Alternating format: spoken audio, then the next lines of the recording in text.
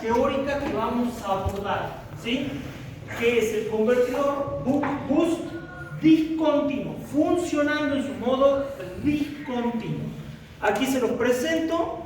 Tenemos simplemente el interruptor, la bobina, el diodo, el capacitor, la resistencia. Nunca se olviden que el diodito este es un diodo rápido, es un diodo Shockley, ¿sí? Ya saben que tiene una especie de maña, entre paréntesis, en donde nosotros le podemos aplicar poca tensión inversa y a cambio podemos acelerar la velocidad en el que él va cambiando, en el que pasa de la conducción a la no conducción.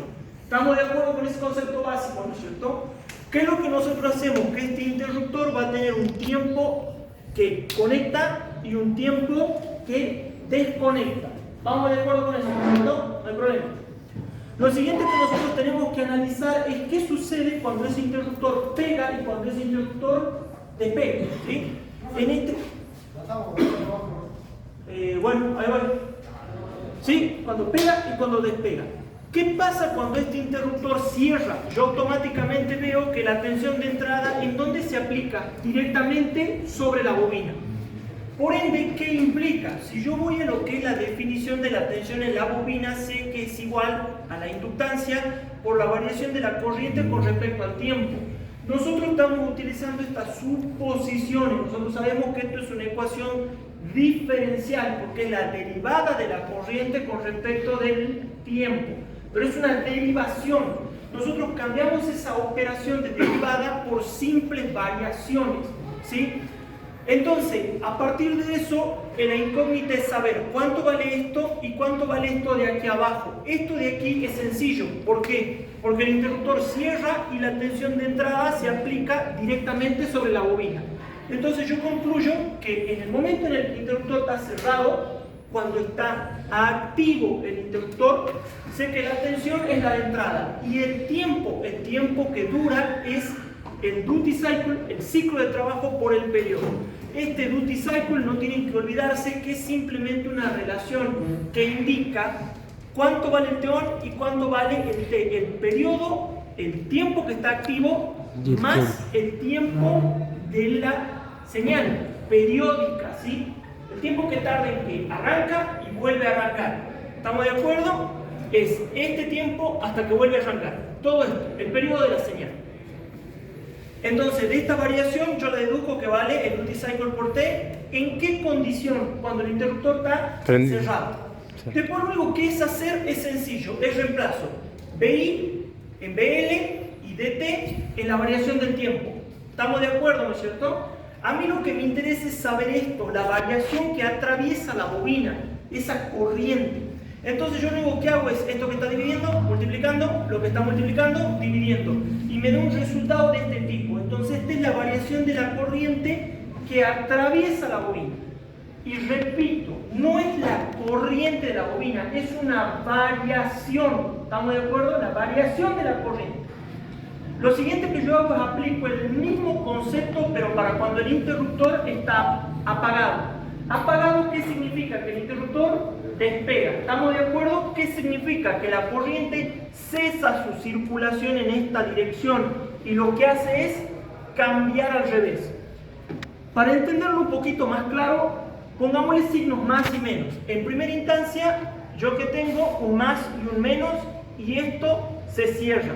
Por ende, este más viaja hasta aquí. ¿Cómo se carga la bobina? Más y menos. Y por ende, ¿qué le pasa a este diodo? Se abre, ¿no es cierto? O sea que todo este circuito desaparece para la bobina. Cuando yo esto lo quito, esta corriente que viene por acá abruptamente desaparece. Y al desaparecer, ¿qué es lo que hace la bobinita? Reaccionar, ¿no es cierto? Y al reaccionar, ¿qué hace? Invertir la dirección de la corriente, su polaridad. Esto se vuelve más, mientras que esto se vuelve menos. Y aparece el diodo. Yo deduzco que si el menos toca el cátodo del diodo, ¿qué hace el diodito ahora? Conduce. Cerrarse, ¿no es cierto? Entonces, para la bobina esto ya no existe, pero el resto sí. ¿Y qué es lo que veo?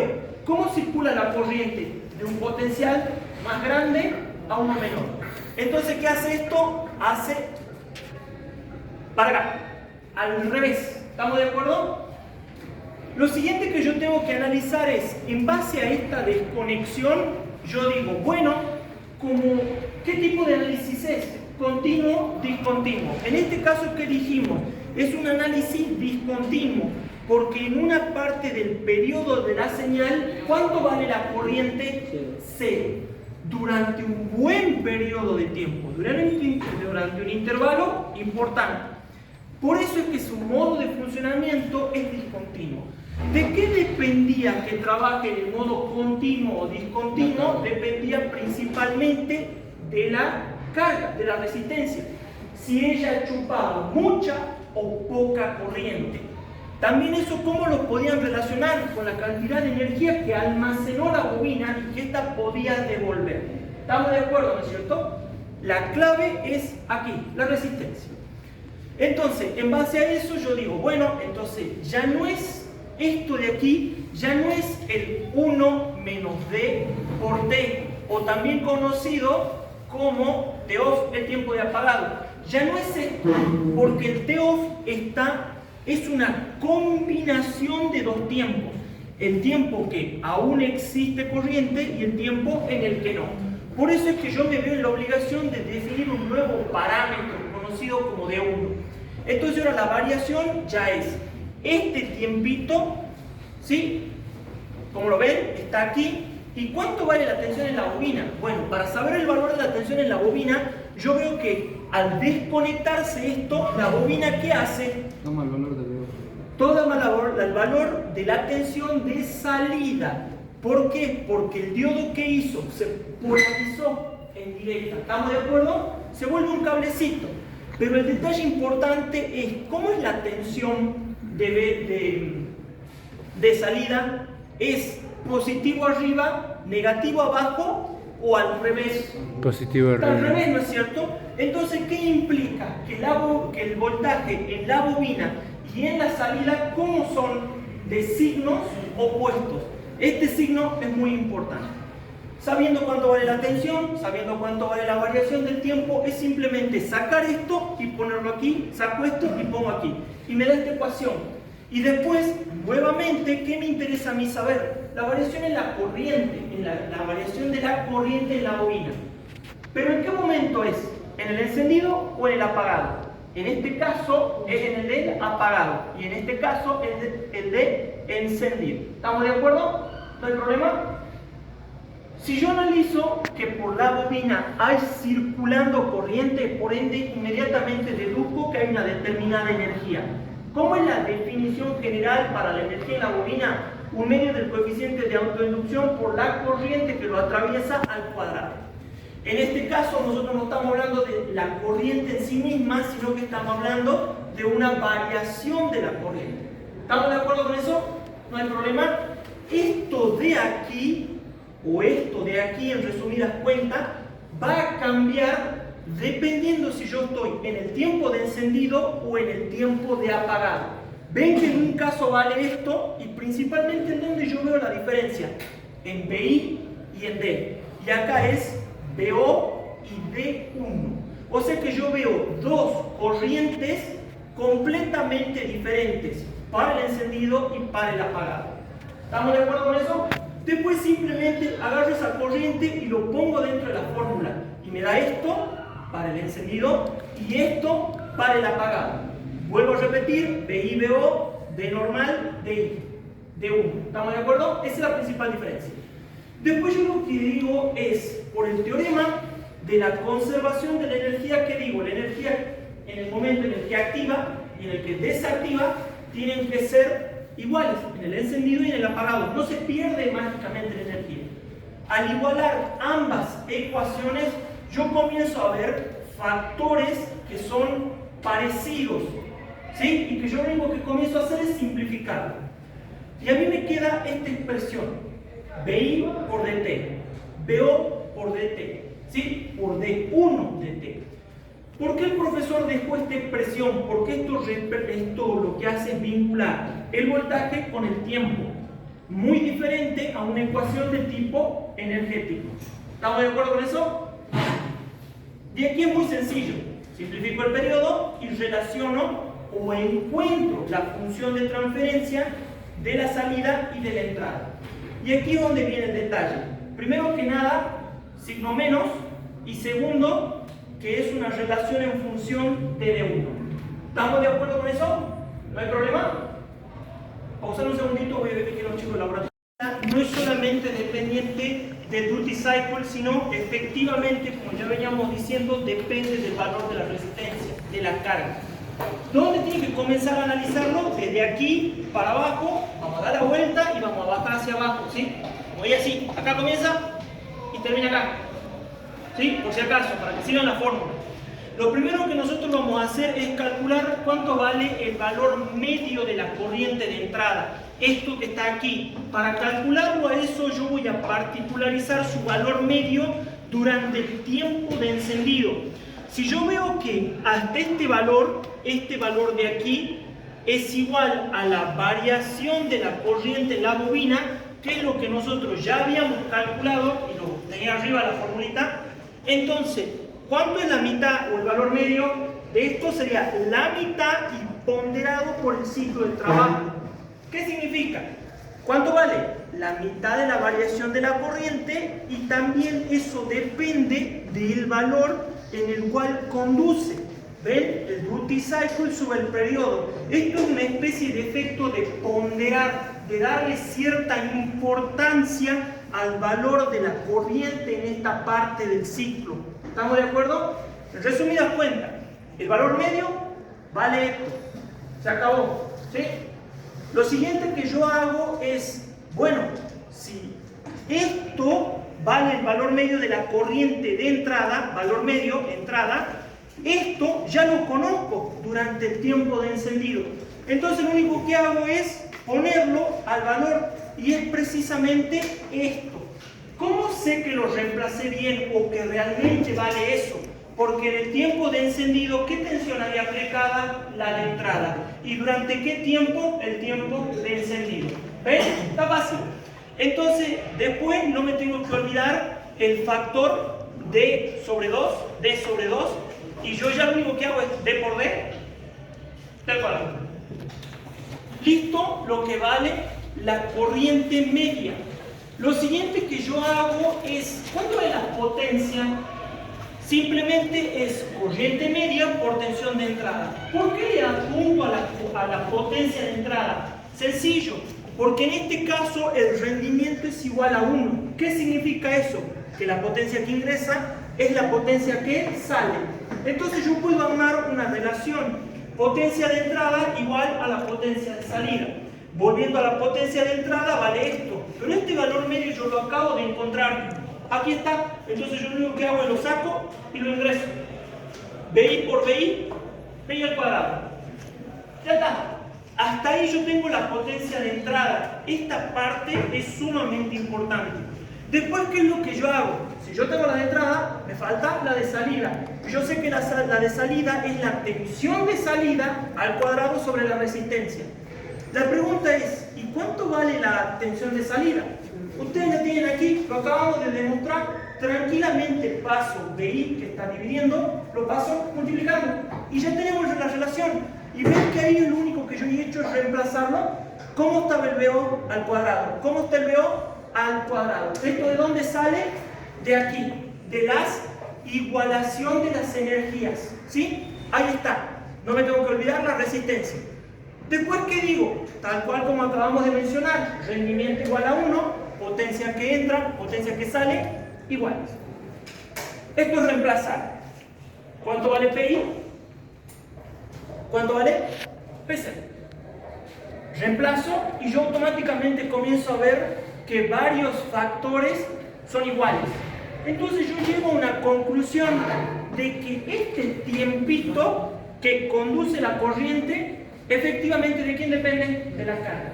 ¿Ha visto cómo se termina demostrando todo de que este convertidor funciona en su modo continuo o discontinuo dependiendo de la carga? Ustedes exageran con la carga, discontinuo. Carga chiquitita, continuo. Ya está. ¿Sí? Para finalizar, yo lo único que hago es, si acabo de encontrar de 1, ¿por qué no lo reemplazo en la ecuación? Entonces lo único que hago es Saco de uno y lo reemplazo. Esto es una R. Saco esto de aquí y lo ubico acá. Y después lo único que hago es distribuyo la raíz cuadrada y extremos por extremos, medios por medios. Y ya está. Y yo llego, miren, a la misma ecuación anterior cuando funcionaba en su modo continuo, pero con el detalle de que este valor de D va a ser afectado por la resistencia, principalmente por la carga. ¿Estamos de acuerdo? Yo de ahí demuestro por qué la carga es la que hace que pase del modo continuo al modo discontinuo. ¿Por qué la roja es el modo continuo? Porque los únicos lugares en donde la corriente vale 0 son esos extremos. Pero en el discontinuo, todo este lugar vale 0. ¿Y de qué dependió? De la resistencia. ¿Estamos? Sí. Después del recreo vamos a ver la parte práctica, ¿sí? Vamos a trabajar con dos circuitos integrados principalmente, MC34063 y LM2596. Ambos tienen reglas de diseño muy similares. 63, como ya dije, es un convertidor de continua a continua. En este caso lo vamos a trabajar en su configuración de reductor o también conocido como step down. Aquí les dejo todas las fórmulas de diseño que se utilizan. Estas son las consignas, ¿sí? Con estos valores son los que nosotros vamos a trabajar. Me faltó la corriente, ¿sí? Corriente de salida igual a 0,325 amperes, ¿sí? En función de esos valores, nosotros lo que tenemos que hacer es calcular principalmente el valor del R1, 2, capacitor de salida y la bobina. Como ven, ahí están la bobina, el capacitor y la resistencia 1 y 2 salen de aquí. ¿Estamos de acuerdo? Algo así va a ser la parte práctica del examen de fuente switching. Les tengo que mostrar las otras configuraciones. Hay dos más, que es step up y también el inversor, ¿sí? Por ahora, dejo esto, procesenlo, veanlo. Esto de aquí les voy a ir explicando cada una de las fórmulas. Esta es una relación. Esto de acá es la tensión de salida. Esto BF que significa voltaje forward, que significa la caída de voltaje en directa del diodo. Yo tengo que solucionar un poco, sacar los protectores y todo eso, pues para mano. Sí, no hay problema. ¿Sí? Entonces, esto es la caída del diodo en directa. Recuerden que no es un diodo común y silvestre, sino que es un diodo Shockley. Les voy a poner un código aquí, 1N5819. ¿Por qué es importante este diodo? Porque ustedes ¿por qué es importante el código? Porque del código van a desglosar el datasheet y van a encontrar este valor de voltaje. Yo aquí le puse un número tentativo, no es el número real, porque usualmente los diodos Shockley tienen menor caída de tensión, así que ustedes tienen que corregir eso. Y lo siguiente es simplemente calcular todos los valores en base a esas fórmulas. Esto de aquí. Última explicación, esto de acá es el voltaje de saturación. Yo a este esquema, este circuito electrónico, yo ya se lo escribí. Y hay una parte en donde ustedes tienen esto así. Si mal no recuerdo, Un Darlington. básicamente es un Darlington similar. No me equivoqué, esto era así, va directo. Y aquí viene la resistencia. ¿Sí? Ese es el voltaje de saturación del transistor. No se olviden, esto es el famoso interruptor que nosotros siempre dibujábamos así. Esa es la llave electrónica, ¿sí? Transistor. Cuando yo lo activo, ¿qué es lo que permito? Que circule un montón de corriente. Pero a pesar de ser una llave, no es una llave perfecta. Aquí siempre se va a producir una diferencia de potencial. ¿Qué diferencia de potencial? El voltaje de saturación. Usualmente, ¿cuánto es? 0,3, 0,35, dependiendo del transistor interno. ¿Está esto? Sí, también está en el datasheet. ¿De cuál? De este componente. ¿Estamos hasta ahí? Simplemente es seguir los pasos, calcular. quiero que noten un detalle. ¿Qué tienen acá? La suma, ¿no es cierto? ¿Qué tienen acá? Una relación. Es necesario que ustedes tomen estos valores como una sola entidad. No hay que despejar nada. O sea que yo acá calculo cuánto vale la relación y ¿qué hago? Y lo escribo aquí. Reemplazo la división por este valor. Aquí arriba, mismo proceso. Reemplazo todo esto aquí.